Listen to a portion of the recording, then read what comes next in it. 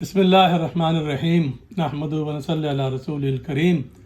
ناظرین کرام، پوچھا گیا ہے کہ لغت میں بہت سے الفاظ ایسے ہوتے ہیں جن کے کئی معنی ہوتے ہیں، تو کون سا معنی لینا چاہیے، کون سا مطلب لینا چاہیے؟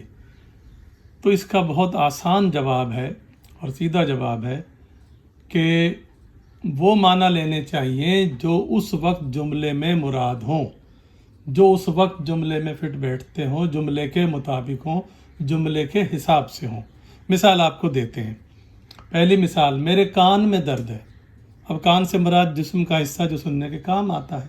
اگر ایک دوسرا جملہ یوں ہو کہ کان کے مزدور ہڑتال پر ہیں، تو یقیناً اس سے جسم کا حصہ مراد نہیں ہے، بلکہ کان سے مراد وہ جگہ جہاں سے کھود کر معدنیات، کوئلہ، سونا، نمک وغیرہ نکالا جاتا ہے۔ ایک اور مثال لیجئے جناب، انور کا انتقال ہو گیا ہے، یعنی مر گیا ہے۔ آپ اکثر سنتے ہوں گے، اور کبھی کبھار اس قسم کا جملہ بھی سننے میں آیا ہوگا کہ ابھی تک جائیداد کا انتقال نہیں ہوا۔ تو یہاں انتقال سے مطلب ہے منتقل ہونا، تبدیل ہونا، یعنی جائیداد ابھی تک کسی کے نام منتقل نہیں ہوئی، ٹرانسفر نہیں ہوئی۔ ایک اور لکھ لیجئے جناب، بار، اس بار میں کامیاب ہو جاؤں گا۔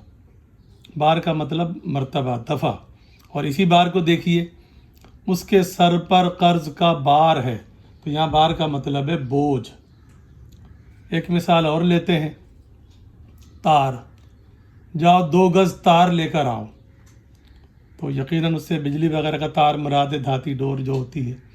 اور اگر ایک جملہ یوں ہو، اب تو کم سننے میں آتا ہے کیونکہ اس کا دور رہا نہیں ہے، کہ پہلے بہت تھا کہ لاہور سے ماموں کا تار آیا ہے۔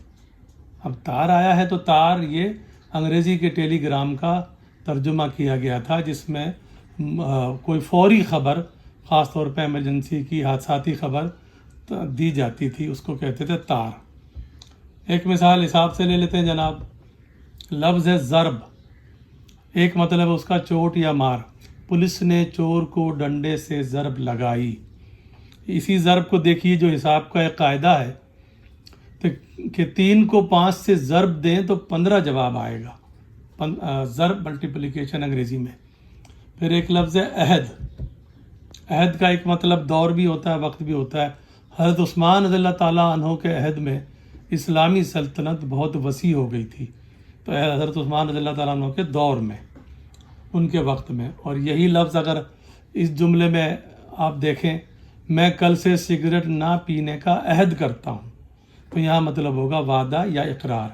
تو اصول کیا نکلا کہ ایک لفظ کے اگر کئی معنی ہوں تو صرف وہی مطلب لیا جاتا ہے جو جملے میں مراد ہو۔